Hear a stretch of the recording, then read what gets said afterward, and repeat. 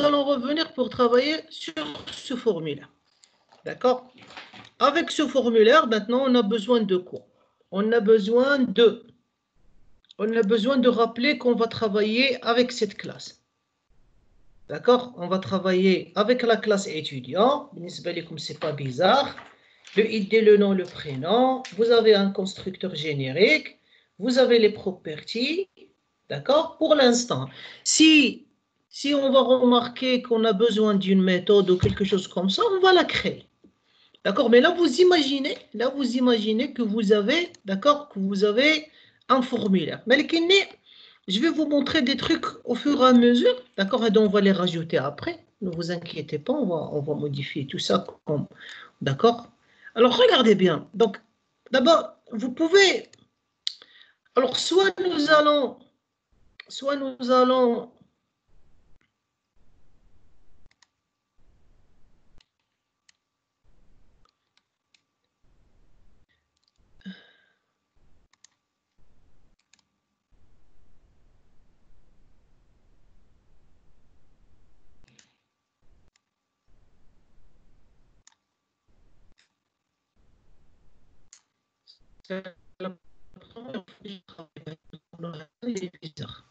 Sauf, maintenant, on va gérer, on va gérer, d'accord? On va gérer un ensemble, d'accord? Un ensemble d'étudiants. D'accord? Alors, j'ai besoin de quoi? D'abord, j'ai besoin d'une classe étudiant. Ça, c'est la première des choses. Après, j'ai besoin d'un formulaire. Un formulaire de gestion. D'accord? Après, j'ai besoin d'un ensemble de déclarations. D'accord? J'ai besoin d'un ensemble de déclarations. Un ensemble de déclarations, ça veut dire un ensemble de variables et méthodes. Maintenant, la question qui se pose entre les variables et les méthodes, où est-ce que je vais les déclarer? Puisque vous avez un seul formulaire. Maintenant, quand nous sommes en train de parler d'application, nous avons deux possibilités. Donc, bien sûr, je parle d'application WinForm. Je parle d'application Windows. Soit vous avez une application qui contient un formulaire, soit vous avez une application qui contient plusieurs, d'accord, plusieurs formulaires. Et là, on va commencer à se poser la question sur quoi? On va se poser la question sur les déclarations. On va commencer à se poser les questions sur les déclarations. Où est-ce que je vais déclarer mes variables? Quand vous avez un seul formulaire, vous pouvez tout déclarer dans la classe formulaire. Et bien sûr, ça sera global, parce que vous allez travailler dans le même formulaire. Si vous avez plusieurs formulaires, maintenant, il faut revenir. Soit vous allez déclarer des éléments statiques dans la classe programme. Je vais vous montrer ça aujourd'hui. Soit vous allez déclarer des éléments statiques dans une autre classe. La dernière fois, moi, je l'ai appelé utile. D'accord?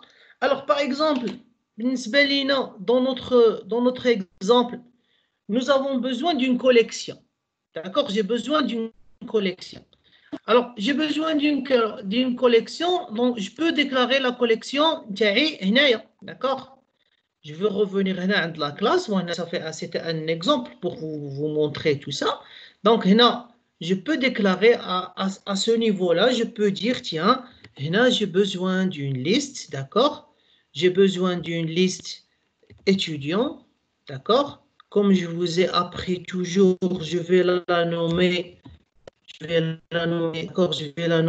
étudiant, d'accord, minuscule, et je vais travailler, par exemple, là, je vais dire new étudiant, par exemple, pardon, new list étudiant, par exemple, voilà, pardon. Voilà. Donc là, j'ai déclaré ma collection. بالنسبة ليا pour ce premier test, elle est très pratique. Parce que je ne vais travailler que dans ce formulaire. Je vais travailler rien. Mes méthodes vont être écrites dans ce formulaire. D'accord? Donc, c'est très pratique. Mais supposons que nous avons deux formulaires. On va le faire par exemple la prochaine fois. Supposons que nous avons deux formulaires. Un formulaire ajouté. Et ici, on va écrire un bouton qui va nous permettre de nous faire passer à un formulaire consulté. Ça veut dire, j'aurais besoin de travailler la collection, dans ce formulaire ou dans un autre formulaire. Mais dans l'autre formulaire, je ne peux pas l'utiliser parce que c'est une déclaration locale de ce formulaire. C'est pour ça, la dernière fois, j'ai attiré votre attention sur la notion de déclaration locale, déclaration globale, etc., etc. À ce moment-là, qu'est-ce que vous pouvez faire? Soit on va prendre, d'accord, soit on va prendre ça, d'accord, ou là, on va laisser, soit on va prendre ça et on va la déclarer ici. D'accord? Mais rappelez-vous, il faut rajouter le mot statique. Hein? D'accord? Il faut rajouter le mot statique parce que toutes les méthodes qu'on va utiliser, ils vont être statiques. Quand on va vouloir utiliser la collection, programme.étudiant.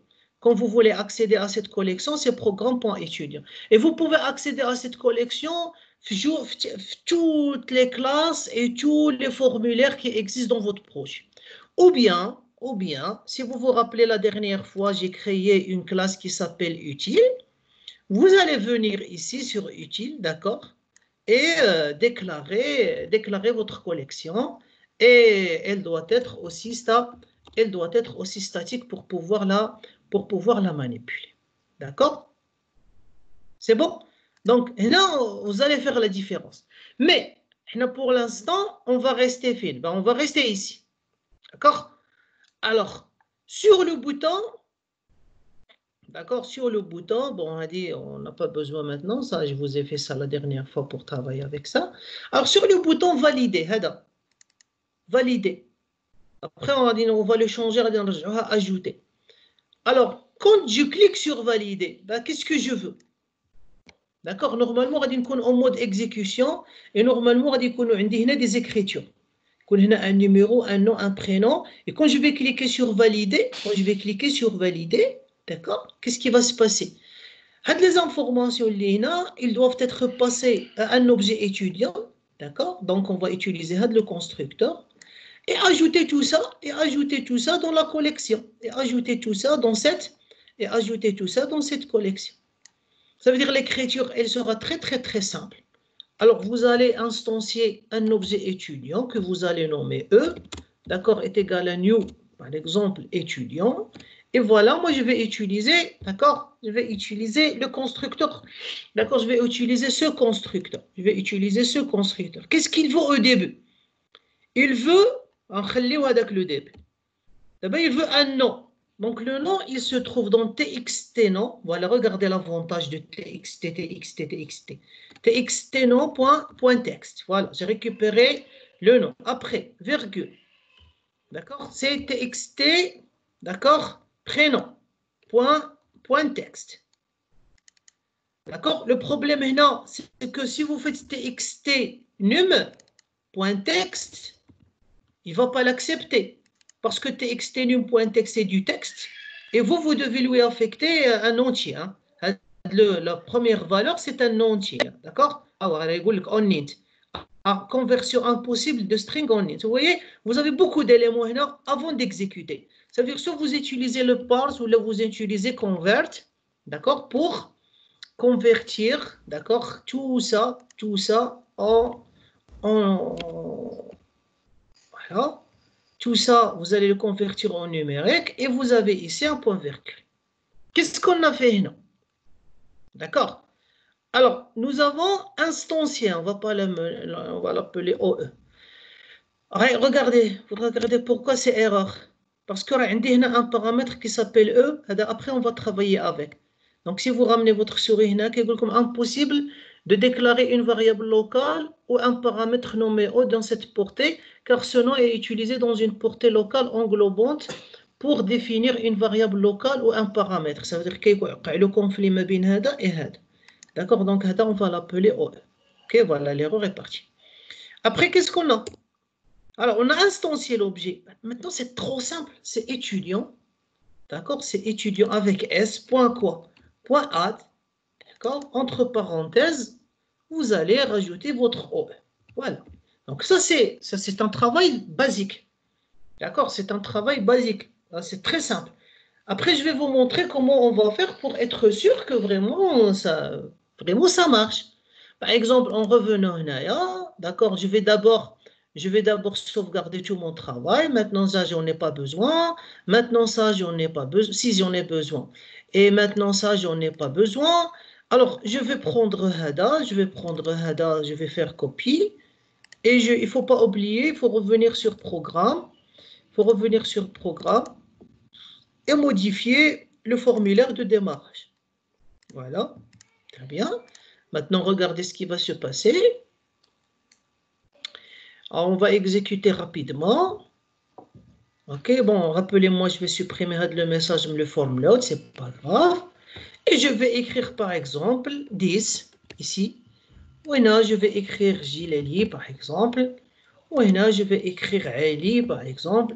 Alors, en cliquant sur valider, normalement, les éléments, ils sont partis à l'objet. Hein. Voilà. D'accord? Il n'y a rien. Parce que nous, on n'a rien fait.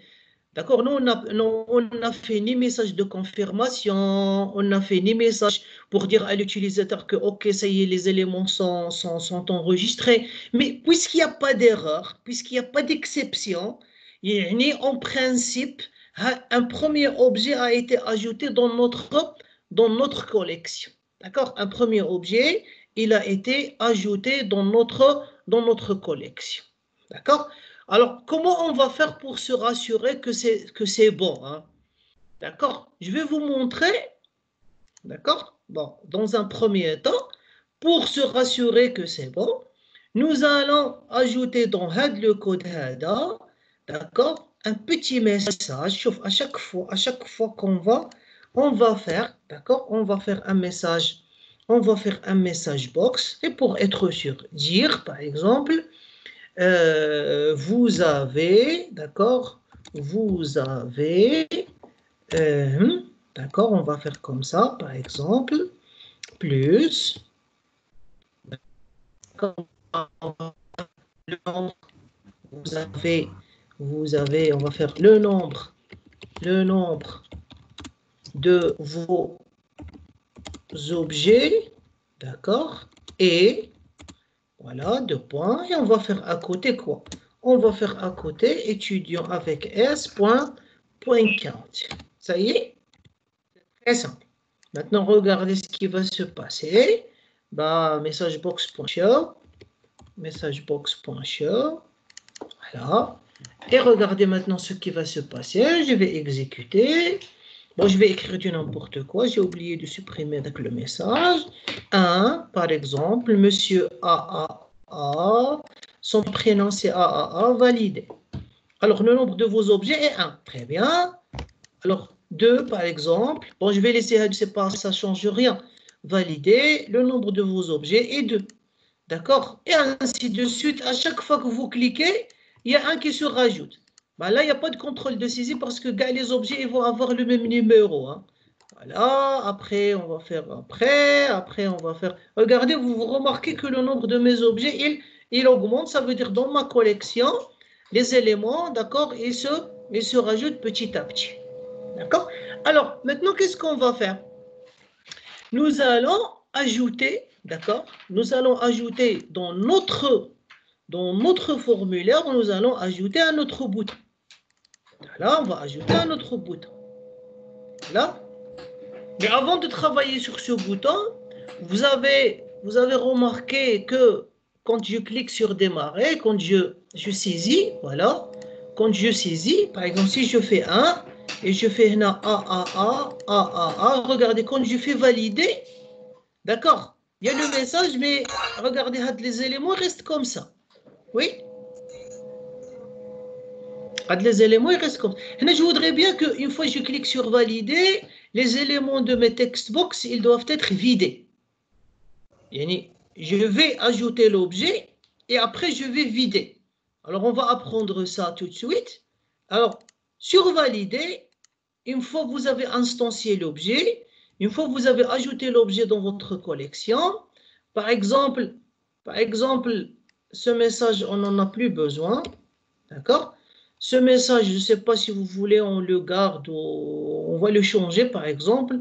On va le changer, on va dire, ajout, d'accord? D'accord, ajout réussi, d'accord? Ajout réussi, par exemple. Là. Et là, on va faire, alors, les textbooks, c'était extenu, d'accord, point. Regardez, vous avez une propriété qui s'appelle clear. Alors, clear, elle permet de vider, d'accord, exteno, d'accord, point clear. Ça permet de vider, d'accord, ça permet de vider le contenu de votre textbox.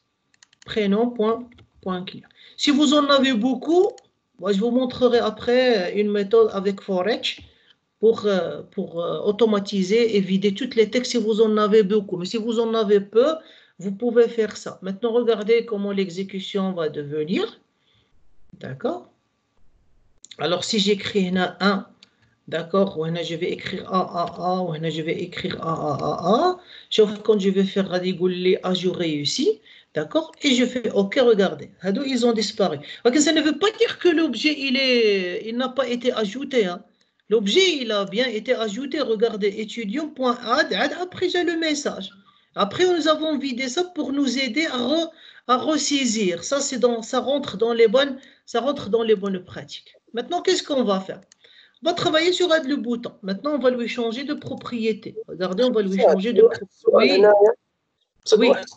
هذه اللي قلت لنا عليها الا كانوا بزاف نديرو فور ايتش فور ايتش كنترول ديك كنترول كتعني كنترول هي اللي هضرنا عليها في اتوندي غادي نكتب لو كود كوم سا vos camarades ils vont comprendre.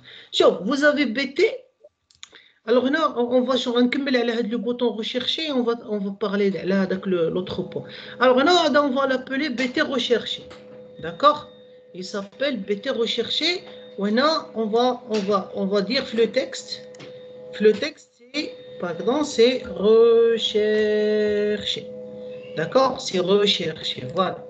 Alors, on va essayer d'écrire quelque chose et faire la recherche. Ça veut dire, on peut faire une recherche par numéro, comme on peut faire une recherche par nom.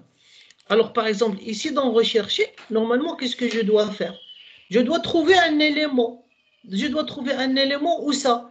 Je dois trouver un élément, faire de la collection. D'accord? Alors, je vais lui dire, d'accord, je vais lui dire for each, comme d'habitude. Vous voyez pourquoi les éléments que nous avons fait au mode orienté objet, ils sont intéressants. Donc, for each étudiant, et on va l'appeler toujours OE, d'accord? In quoi? In étudiant. Voilà. OK? Et on va faire ça, et on va les accolades dans notre recherche.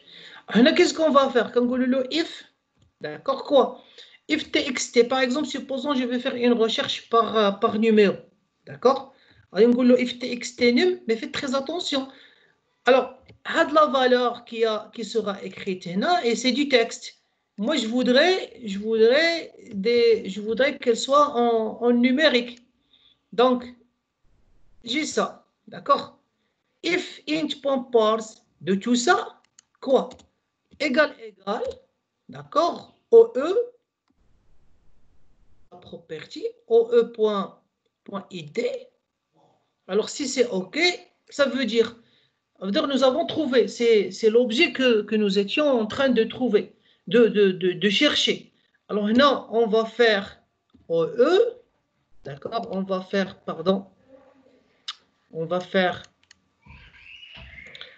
faire étudiant, que je vais nommer rechercher étudiant, d'accord? je vais l'initialiser avec nul. Et là, si je trouve, je vais dire à RE, bah RE, toi, tu reçois OE. J'espère que l'écriture n'est pas difficile pour vous. Sinon, j'explique au tableau. Vous avez besoin que j'explique au tableau? Et après, regardez, on va faire ceci. On va faire ça. On va faire ça.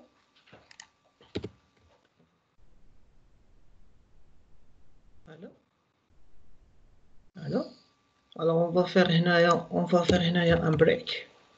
Ok, on va faire un break pour sortir du for each.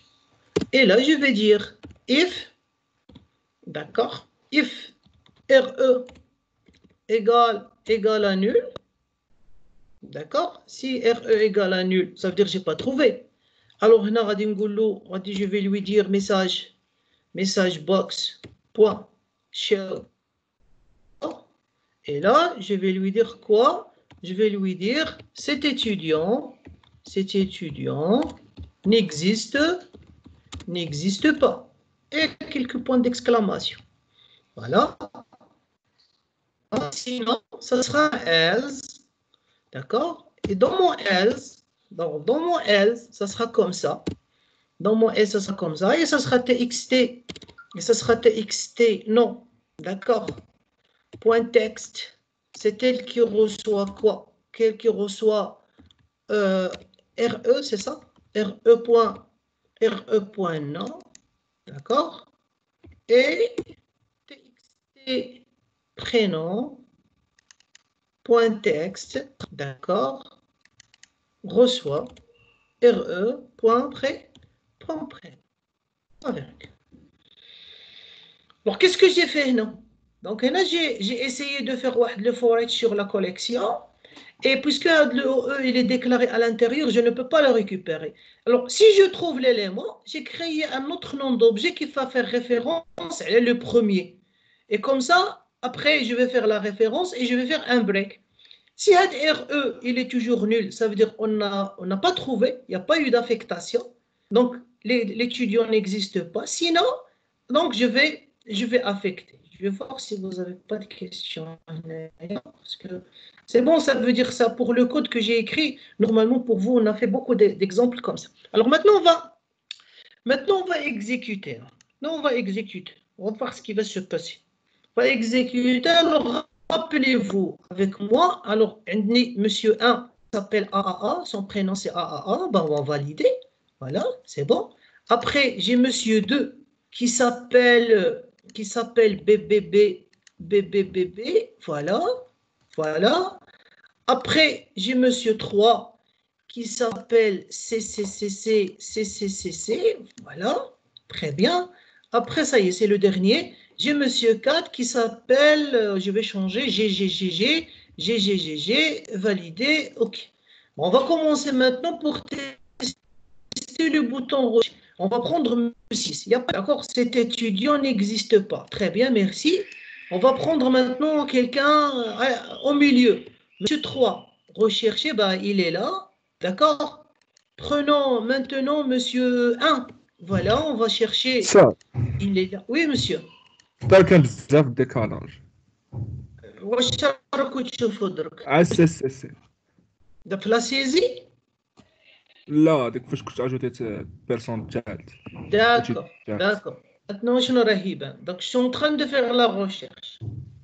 Là, maintenant, je suis en train de chercher. Je reprends. Voilà.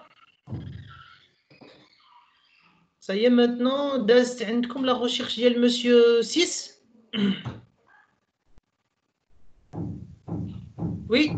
شد ما زعلت شويه واش هي انايا ولا كاملين مانيش عارف. Les autres يسرى انا كاملين عندكم ديكالاج. دابا فين راكم واصلين؟ راهم بلوكي لا باسكو جو وكاين لونو وبرينو صافي تما راه ما راش مبلوكي، انا راني محابس. ما regardez, d'abord je vais faire rechercher 7. تبانت عندكم 7 في النيميرو؟ واه صح. دابا regardez, il a درت valider. Pardon, je vais dire valider, c'est pas grave, je vais dire rechercher. Par exemple, il a dit monsieur 9 ou dit rechercher. Le message, cet étudiant n'existe pas.